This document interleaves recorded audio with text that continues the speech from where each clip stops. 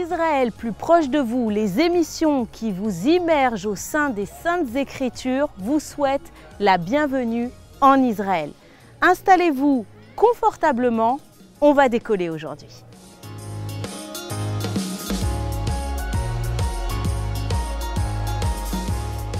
Le Jourdain est un fleuve qui s'étend du mont Hermon jusqu'à la mer Morte.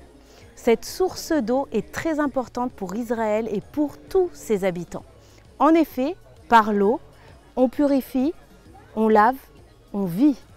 Ou devrais-je dire, on vit de nouveau. Regardons.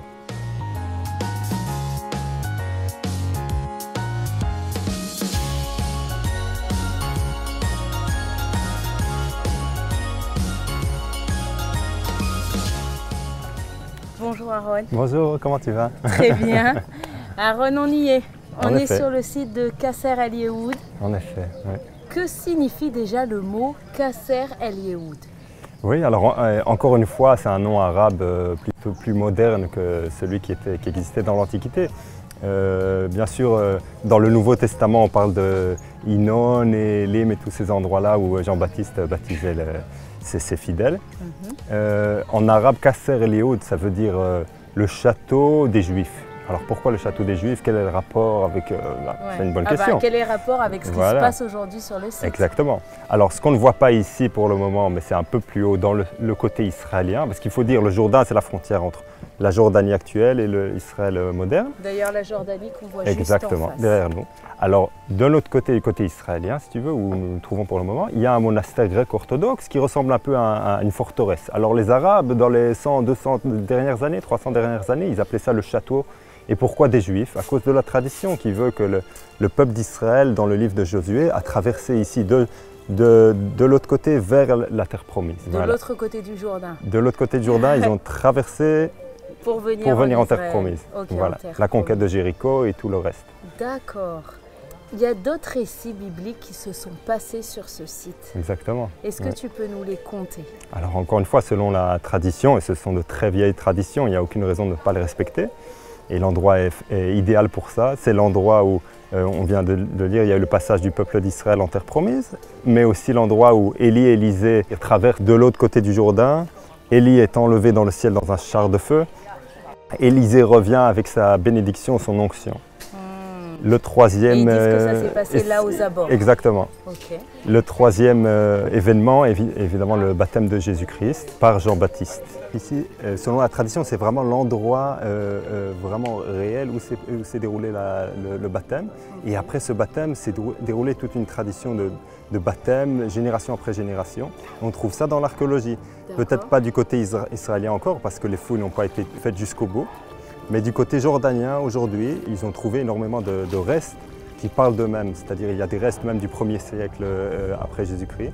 Okay. Et aussi, évidemment, après, durant l'époque byzantine et l'époque romaine, où le christianisme devient une religion d'État. Donc, si tu veux, beaucoup de gens portent à croire que la plupart des cérémonies se trouvaient de l'autre côté, mais aussi de ce côté du Jourdain. Ok, parce que le Jourdain, à l'époque, il était beaucoup plus étendu oui, que beaucoup ça. plus étendu. Okay. Et effectivement, les restes archéologiques sont un peu plus à l'intérieur de la terre. Okay, ils ne sont pas ici. Ok, côté jordanien, voilà. Et là on est en Israël. Voilà. Alors il y a un lien entre tous ces événements-là. Je peux citer un quatrième événement qui s'est passé dans le Jourdain, peut-être pas ici. Plus tu nous en donnes, mieux c'est. Oui, pourquoi pas. La Bible est pleine de surprises à chaque fois. Alors, ce n'est pas forcément ici, ça s'est peut-être passé plus au nord apparemment, mais on a aussi Naaman, le roi syrien, qui vient pour se faire guérir de la lèpre, je ne sais pas si tu te souviens. Et Élisée lui-même l'envoie au Jourdain pour se purifier 7 fois. On connaît l'histoire. Alors ça aussi, c'est encore une fois une idée de purification. Alors le lien qui lie ces quatre exemples, si tu veux, et on en a 3 ici à Qasser El Yehoud, c'est la purification, c'est le mikvé, c'est un passage de A à B, vers une nouvelle destinée. Wow. Et c'est quelque chose de très très frappant si tu veux. D'accord. On peut penser à un dernier exemple, une dernière idée, théologique ou pas, on peut la prendre. L'idée du Jourdain, en hébreu on dit Yarden. Yarden, ça veut dire, ça dérive du mot descente. Donc si tu veux, le Jourdain fait descendre, si on s'y émerge, il fait descendre tous nos péchés vers la mer morte, qui est un endroit de mort où l'eau stagne. Il y a un verset qui parle de ça dans Michée chapitre 7, où il est écrit que Dieu envoie tous nos péchés dans la mer. Il les enfouit dans la mer, il les oublie. Eux, ils font une image avec, vu que ça coule du mont Hermon, pour se jeter dans la mer morte et que c'est le point mort après la mer morte. Tout est symbolique en Israël, dans la Bible et sur le terrain. D'accord. Et c'est pas pour rien que le baptême de Jean était ici, tu vois. Justement, le baptême de Jean-Baptiste, j'allais vraiment y venir. Voilà.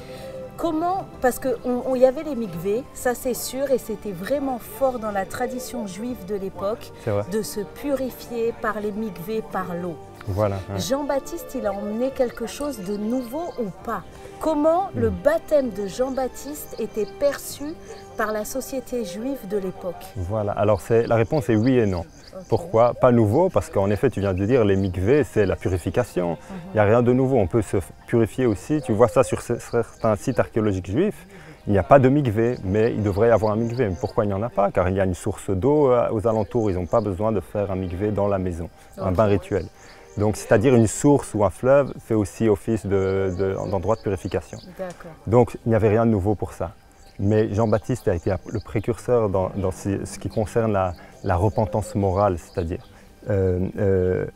tous les juifs de cette époque, les sadducéens, les pharisiens, parlaient beaucoup tu vois, ils étaient très, comme les juifs d'aujourd'hui, les juifs orthodoxes, c'est très faire les mitzvot, faire les commandements. Faire les commandements, être pratiquant dans les actes. Les actes seulement, si tu veux. Si tu veux, il y avait peut-être certaines choses morales qui les envoyaient pour ça, mais Jean-Baptiste mettait la moralité encore plus à l'avant. Il disait, vous purifiez, c'est pas seulement pour purifier votre corps de l'impureté quand vous avez touché un mort ou si vous avez une perte de sang ou quelque chose comme ça. Non, c'est aussi pour vous repentir de vos péchés. Donc ça, c'est quelque chose de très, très important pour cette époque. J'aime beaucoup le parallèle que tu as fait au début et c'est en continuité. Tu as dit que le Jourdain, ça a toujours été ce passage ou cet acte de purification. Un endroit où on se purifie. Et ça prouve aussi que quand on dit que Jésus est venu accomplir la loi et pas l'abolir, c'est marrant que le Jourdain de Jean-Baptiste et tout ça se fait aussi dans l'eau. C'est vrai. Et tu m'arrêtes si je me trompe, mais on parle aussi de cette voix qui s'est fait entendre du ciel dans le Jourdain. J'allais le rappeler, c'est vraiment l'acte le plus important de ce qui se passe avec le baptême de Jésus, c'est la colombe qui descend, c'est le Saint-Esprit qui se révèle comme une colombe et la voix du Christ qui dit « Ceci est mon Fils bien-aimé ». C'est la voix de Dieu, pardon. Donc c'est une des premières fois que Dieu révèle son amour et l'appartenance de son Fils à lui. Donc c'est un événement très très important évidemment dans le ministère de Jésus. Merci vraiment beaucoup Aaron. Aaron. Un plaisir.